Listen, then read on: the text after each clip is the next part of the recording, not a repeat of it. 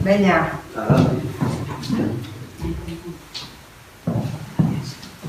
Sí. Bueno, moi bo día a todas e a todos. Acompáñame nesta ocasión David Fiuza, que xa sabedes que é o director da nosa banda municipal de música, porque imos presentar pois, o terceiro ciclo de camiños sonoros, o paraugas baixo o que se desenvolven pois, todos os concertos da banda municipal de música de Santiago durante esta temporada, non? Despois de Rutas e Sinfonías, co que comezamos este ano a quenda de Sinerxias, é un ciclo de 11 concertos que se van a desenvolver entre as festas da Ascensión e as festas do Apóstolo, con creo que 11 concertos, non? Que son os que imos presentar agora. Por que este título? Por que Sinerxias? Bueno, creemos que as sinerxias son o fructífero punto de encontro no que se suman as forzas de diversos entes con azos de construir en conxunto, non? É o punto de encontro no que se armonizan as diversas enerxías canalizándose de cara a un obxectivo común, algo que en Acción Cultural estamos facendo casi constantemente, non?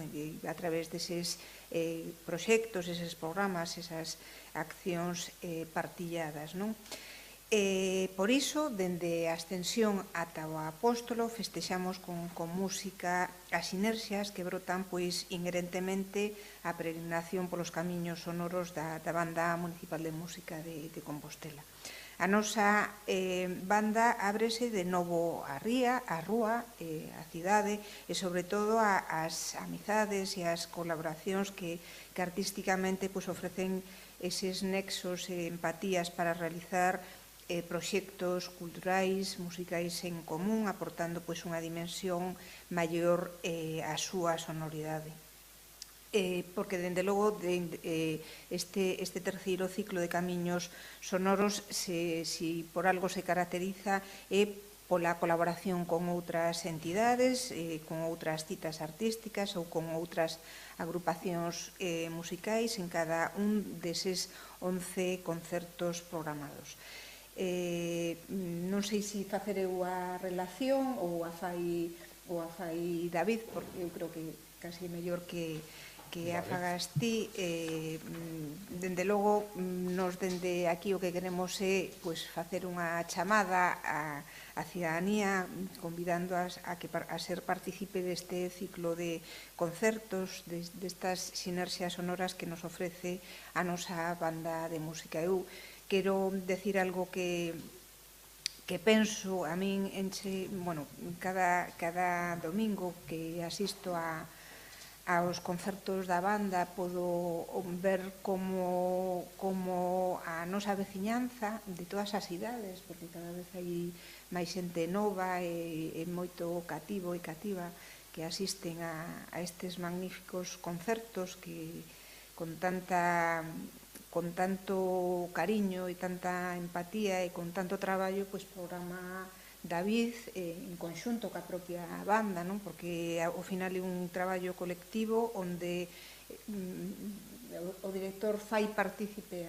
a todas e a todos para construir este proxecto, non? E decía que é unha felicidade ver como a xente disfruta e sobre todo ese orgullo que sempre se tivo por parte de moitos veciños e veciñas de Compostela crece día a día incorporando a moita máis xente, non? Porque tamén as programacións que se están facendo o que a consecuencia directa é que achegan a novos públicos e a outros colectivos que, como agora os vai a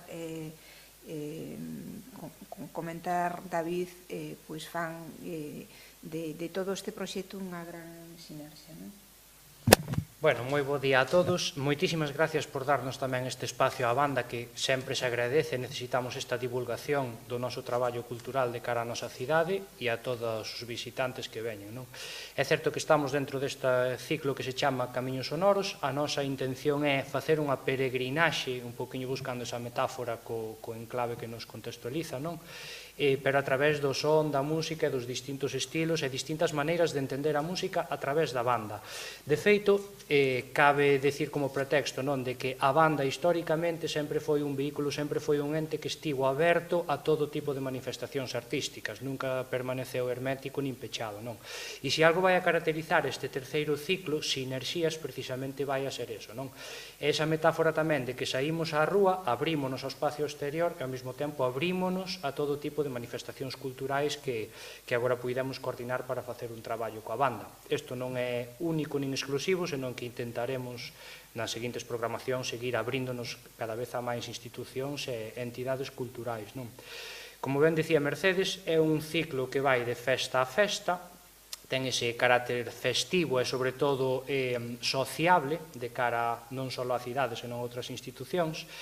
E as colaboracións que vamos a ter son absolutamente plurais e de moitos tipos, é dicir, hai agrupacións folclóricas, hai agrupacións de ensino, cunha, digamos, vertente máis pedagóxica, hai música contemporánea, hai mestura con outras artes, outras disciplinas diferentes á música, o sea que temos un pouquiño de todo, non? Temos colaboracións dentro da cidade e tamén fora da cidade. Por mencionar, vamos a traballar coa Asociación do Traxe Galego e a agrupación Brincadeira. Vamos a estar tamén coa banda de gaitas de Forcarei, que van a traer como solista tamén o gaiteiro Josele e a voz de Icía Varela, presentado por Xavier Cruz. Despois vamos a ter unha cita en colaboración coa Federación Popular de Bandas de Música Populares de Galicia, que é un convenio de formación pedagóxico cunha selección de músicos que teñen da banda sinfónica que van a participar na banda municipal de Santiago, a modo de convenio de colaboración pedagóxico. Despois estaremos no Festival Plataforma, coa artista multidisciplinar Macarena Montesinos, para que temos preparado unha actuación realmente especial no Obradoiro, con moitísimas sorpresas que non desvelaremos hasta que chegue o momento, pois teñen un contido moi interesante. Despois faremos un concerto dentro dun clave das xornadas de música contemporánea de Compostela. Normalmente, quixera puntualizar que asociamos o repertorio contemporáneo de banda principalmente aos Estados Unidos, a América ou incluso a Asia, non? E rara vez se toca música contemporánea da terra, pois neste caso un poquinho por facer énfase neste aspecto de que en Galicia se está escribindo para banda música contemporánea de grandísima calidade, pois van a ser todo compositores galegos ou vinculados con Galicia.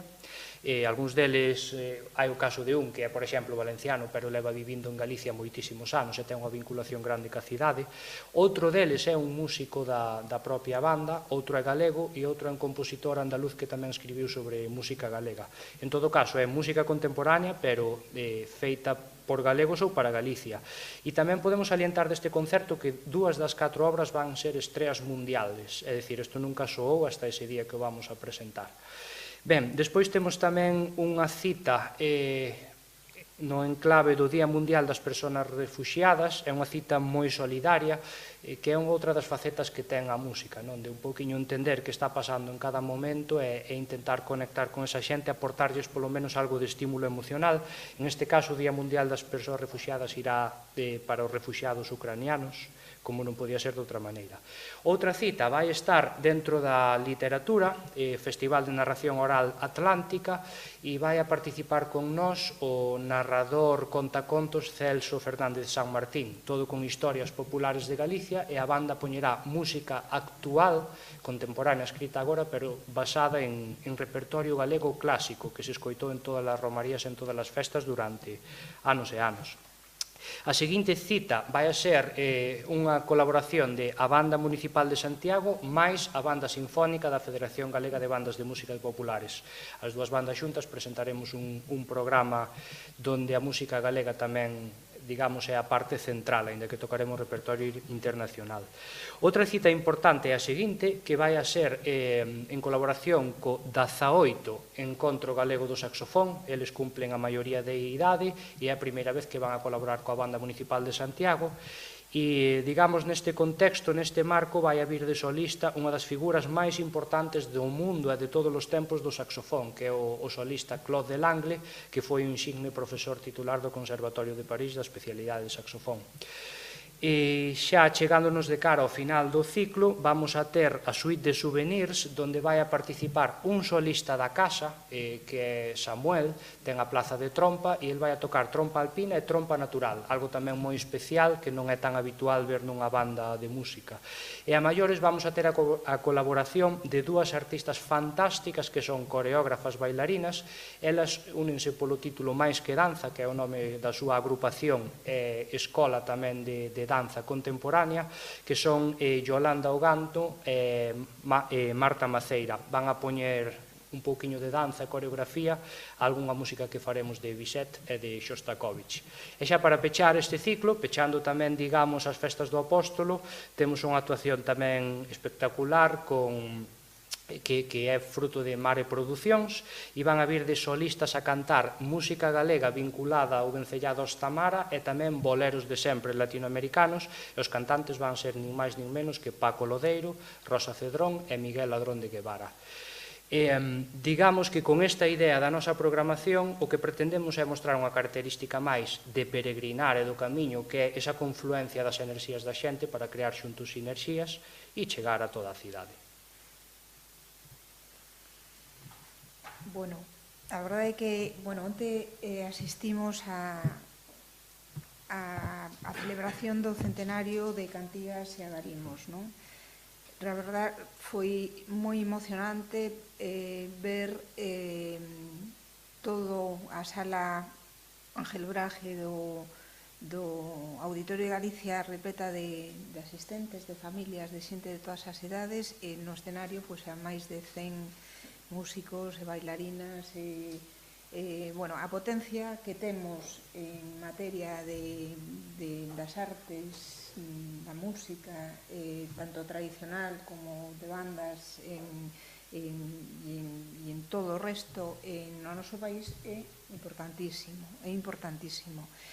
Temos un patrimonio que medra, que se renova, e un exemplo tamén de todo iso é este programa, que convive, que partilla con ese patrimonio.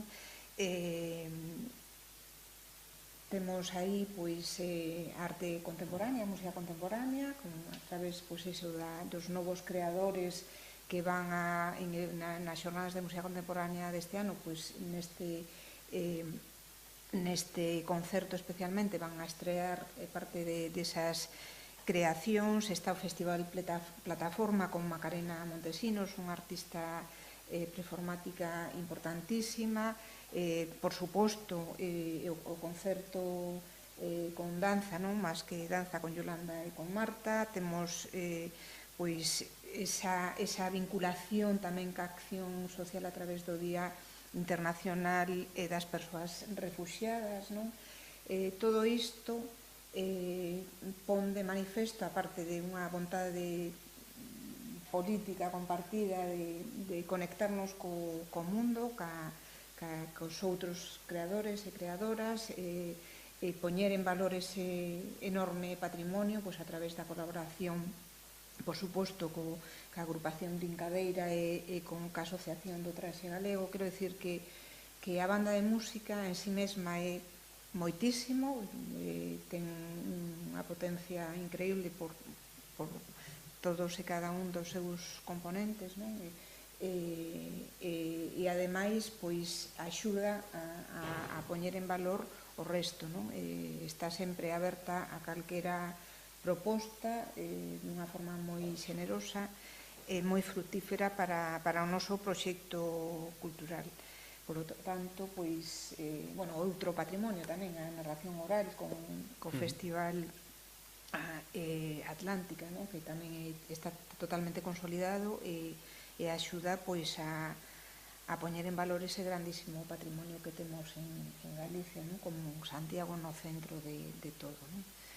Por lo tanto, darlle os parabéns a David por liderar este proxecto e, por suposto, a veciñanza a que participe activamente nestes concertos que van a ser casi todos nas rúas e que o tempo non lo permite. Si eu queria preguntarlle sobre outros temas, sobre a Operación Peleteiro, Marta Lois ten de dicir que o requisito que lle puxeron a empresa era que a apertura ampliase a 20 metros, sería unha diferencia de 3, non sei se iso suporía un salto cualitativo, ese sería asumible. Bueno, estamos intentando que o sexa. Eu neste mesmo sitio en varias ocasións xa dixen que confiaba moito en chegar a un acordo. Estou completamente convencida de que chegaremos e, polo tanto, queda xa moi pouco tempo, pero estamos traballando para que así sexa. Pero é un cambio tan importante, 3 metros. Bueno, é que partimos de 12 ou 13 e pico, agora chegamos a 17, case 18 e agora estamos en neses 20 que estamos, por suposto, estamos intentando que se poda resolver. Parece que se non fora por Compostela Verde quedaríamos neses 12. No. Nos estivemos atendendo as demandas de moita xente, non únicamente de Compostela Aberta. Quero dicir que se fixo un esforzo moi importante por ir achegando posturas, non? Pero xa o dixemos, estivemos traballando intensamente dende hai máis dun ano en achegar posturas, por suposto, ca complicidade da propiedade, porque xa sabemos, público, que teñen moito interés en sacar adiante esta operación, porque senón non lles queda outra que optar polo que di o Plan Xeral de Ordenación Municipal. Creo que eso non lle interesa a ninguén e, por lo tanto, nos xa o dixemos en reiteradas ocasións que faríamos todo o posible por chegar a ese punto de encontro, e o que estivemos facendo. Teñen reunión mañá, non sei se poderíamos xa a partir de mañá falar dun acordo. Eu espero, a mí encantaríame, que queres que te diga. Temos moitas cousas por diante que van máis alá de Peleteiro, e entón eu creo que é importante, si, mañá é un día importante. Irá a pleno en todo caso o 31? Non sei se irá o 31 ao pleno, pero irá pronto ao pleno. E despois gustaría preguntarlle por outro tema, por a polémica dos pisos turísticos, que, parece que non sentan moi ben as súas declaracións en Aviturga, sin embargo, conta co respaldo de Previturga e de Galín. Saber un pouco se vostede está se doblegando os intereses das inmobiliarias. Eu non me estou non sei como se chama a plataforma que recolle non únicamente a Galín, senón a asociacións de veciños, asociacións de hostelería, asociacións de hotéis de Compostela, de consumidores. Nesa plataforma hai moito máis que inmobiliarias, e todas cunha voz única e unánime din o que din.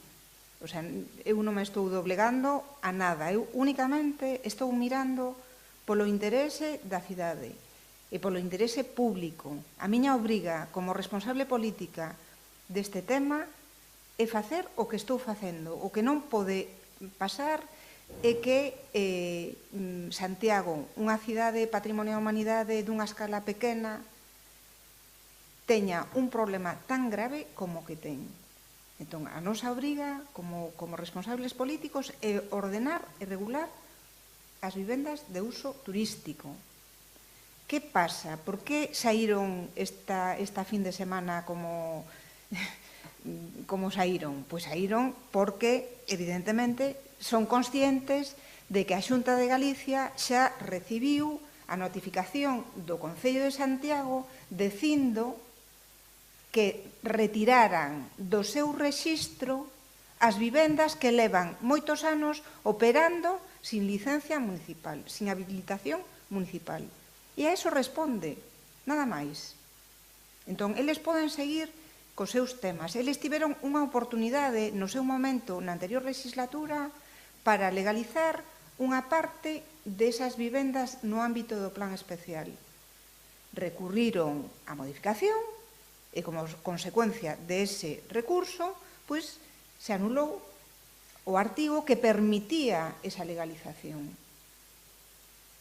Entón, eu creo, poden acusarme do que queiran. Eu teño a conciencia absolutamente tranquila, miro exclusivamente polo interese da cidade histórica e de Santiago en xeral, e se lle vai a dar a oportunidade a moita xente a que poida alquilar onde este regulada ese uso e 2 meses ao ano calquera propietario ou propietaria de pisos en Compostela se van a poder utilizar para este uso, en base á economía colaborativa. Non podo dicir nada máis. Pero o que teño moi claro é que esa forma que é xa habitual en Abiturga de insulto, de bastante amenaza, dunha amenaza que levamos sufrindo moitos, tanto políticamente falando como a nivel de funcionarios, dende que empezou todo isto, pois responde ao que acabo de decir, a que a Xunta de Galicia acaba de recibir a semana pasada, en función desta sentencia do Tribunal Superior de Galicia, onde di claramente o que di. Eu creo que o que deben de facer, sinceramente, é deixar de xerar confusión entre os seus propios asociados e asociadas. Creo que de forma responsable é o que deberían de facer, e cambiar de estrategia. Pero, polo demais, que sigan na súa dinámica, que eu teño xa unha idade e teño bastante estómago. Amenazas de que tipo? Bueno,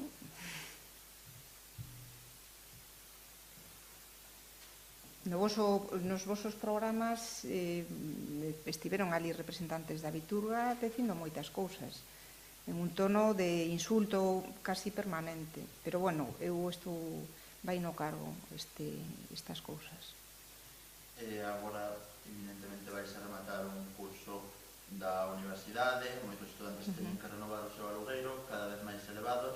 Non sei se prevé algún tipo de, ou se existe algún tipo de mecanismo para controlar eso tamén desde o Concello. Pero xa sabes que nós non temos as competencias para todo, temos as competencias que temos. Nós non podemos entrar no mercado inmobiliario, si podemos correxir cousas para que apareza máis.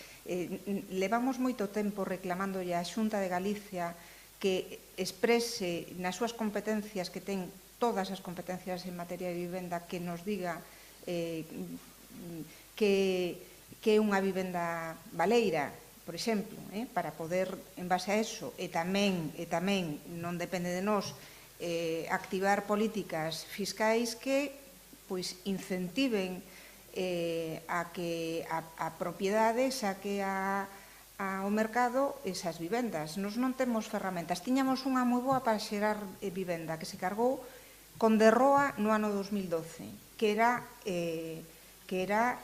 Emovisa, a empresa municipal de vivenda e solo de Compostela. Si ti te das un paseo polo Castiñeiriño, por la Mas de Abade, por San Lázaro, por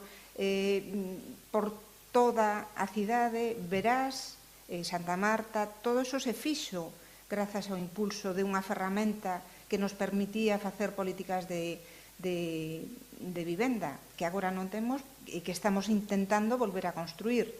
A min gustaríame pedir explicacións e a mellor algún deputado de Compostela debería de pedirlle ao seu partido pois que, bueno, el mesmo debería de deixar de falar de falla de políticas de vivenda cando a Xunta de Galicia, que, repito, ten a responsabilidade e ten as competencias únicas en materia de vivenda, pois leva feito nos últimos 10 anos, está neste momento executando unha obra para 24 vivendas no Castiñeiriño. Sabes, anuncia tamén un par de edificios máis, non sei se son 50 sumadas dúas parcelas en Lamas de Abade. Esa é a política de vivenda que se leva feito pola administración que ten as competencias en materia de vivenda neste país. O alcalde Sánchez Bugallo anunciara como un preacordo, un acordo verbal ca conselleira de vivenda para precisamente construir vivenda de alquiler protegido. Non sei se iso vai adiante ou... Pois, pregúntalle a conselleira. Nos temos patrimonio, nos gracias a Emovisa temos patrimonio para poder facer que estamos vendendo e que estamos propiciando para seguir facendo. E se non houbera desaparecido esa empresa municipal, pois a estas alturas o conto sería outro, moi diferente. Pero repito, o Partido Popular no ano, creo que foi en febreiro do ano 2012, disolveu unha ferramenta que foi absolutamente excepcional para a nosa cidade en materia de xestión non únicamente de vivenda protexida, senón tamén de suelo industrial. Alguna cuestión máis? Pois nada máis. Moitísimas gracias. Creo que esta semana temos 2 ou 3 roldas máis.